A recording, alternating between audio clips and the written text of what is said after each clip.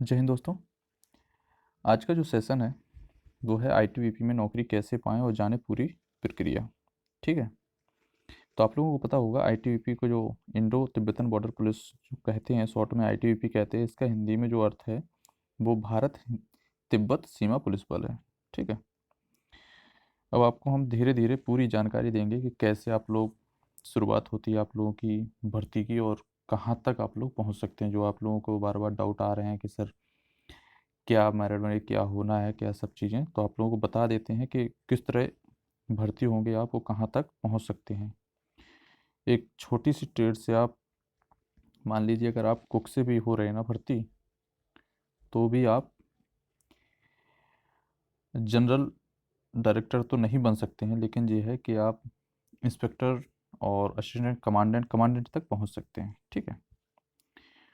देखते हैं। ये आपका जो कुक की जो भर्ती है वो ये आपका खाना है। इस तरह की आप लोगों को मैस मिलेगी, इस तरह का आपको खाना मिलता है वहाँ पे। और ये रही आपकी मैस। तो जो भी कुक में या वाटर कैरियर में जो भर्ती होंगे ना, तो वो लोग इसमें खाना पकाएंगे और जवानों को खाना देंगे। ठीक है।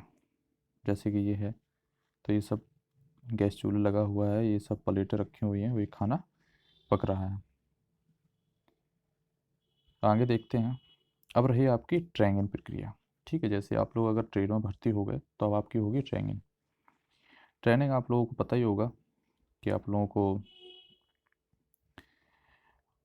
हाफ किट दी जाती है वर्दी, और उससे साथ साथ राइफल से आप लोगों की ट्रेनिंग शुरू की जाती है। और ट्रेनिंग आपको पहाड़ी क्षेत्र में भी जाया जाता है, और पहाड़ी क्षेत्र की ज़्यादातर ये भर्ती है ही, आईटीबीपी जो है वो पहाड़ी क्षेत्र से है। और यहाँ लेह लद्दाख साइड में, ठीक है, जो बर्फीली एरिया, और ख़ासकर जो फौजी होते हैं ना, पैसे के लिए नहीं जीते हैं, सिर्फ इसकी खातिर ही अपनी फौज की वर्दी पहनते हैं। ये आपकी सब ट्रेनिंग की फ़ोटो हैं, ट्रेनिंग प्रक्रिया जहाँ होती है। ये रही आपकी। अब यहाँ पे ये है चाइना का झंडा, ये है इंडिया का झंडा। ठीक है। तो ये सब वहाँ की ड्यूटी की हैं फ़ोटो, जहाँ पर आप लोगों की चाइना बॉर्डर पे जो बॉर्डर बना है वहाँ की हैं, ड्यूटी लगती है। ये रही आपकी परेड के टाइम की फ़ोटो। ठीक है। इस समय जो इंस्पेक्टर है, वो ट्रेनर बोलते हैं इसको, वो आपकी ट्रेनिंग करा रहा है। आगे देखते हैं। ये रही आपकी कसम परेड।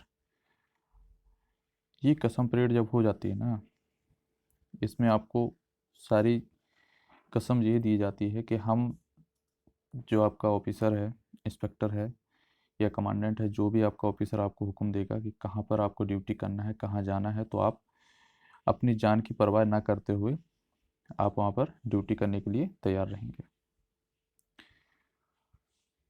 तो ये रहा।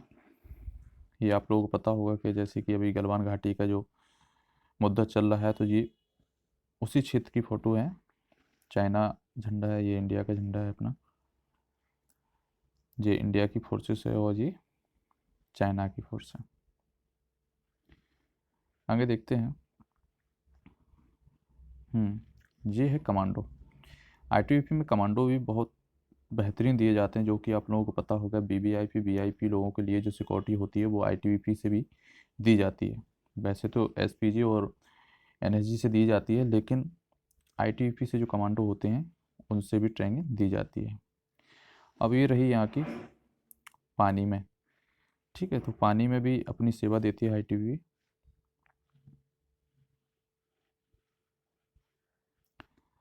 ये रहा आपका ट्रेनिंग फाइनल होने के बाद। जब कोई अच्छा ट्रेनिंग में प्रदर्शन देता है तो उसको, जो वहाँ पर मुख्य अतिथि के रूप में आते हैं, जैसे कि जनरल टाइप के ऑफिसर जो होते हैं, वो इनको गाइड करते हैं। और उसके बाद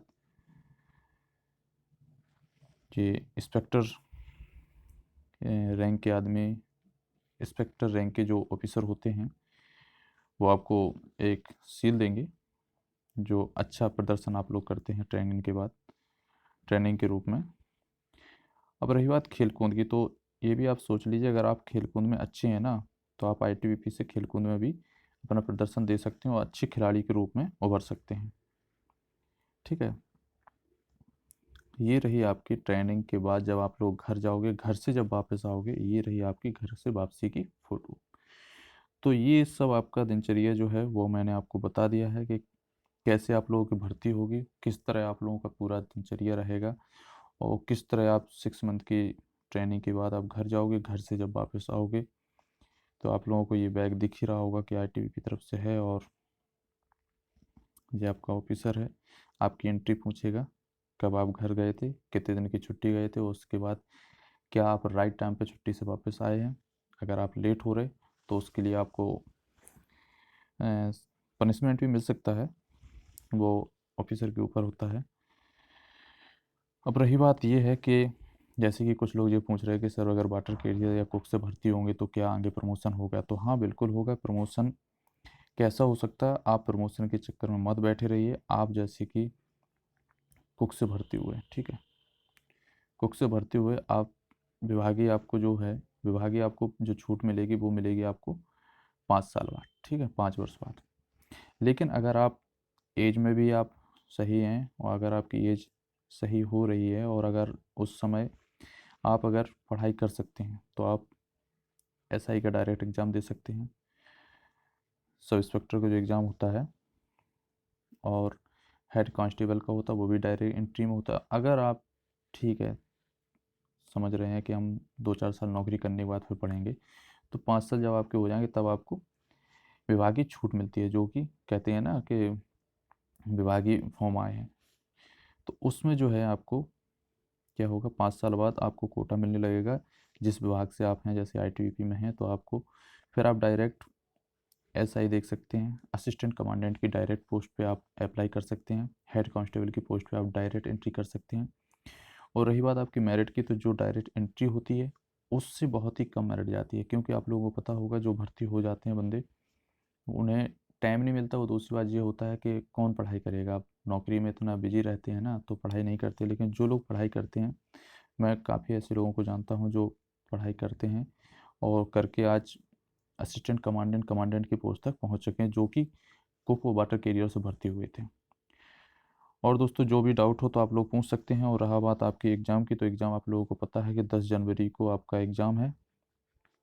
तो बस पढ़ाई पे फोकस कीजिए। और रही बात कट ऑफ, तो कट ऑफ तो पेपर के बाद ही पता चलेगा। और कट ऑफ क्या है कि ज़्यादा नहीं जाने वाले, क्योंकि बच्चे जो हैं बहुत कम है इसमें, लगभग 4,500-5,000 के समथिंग बच्चे हैं पूरे ऑल इंडिया में।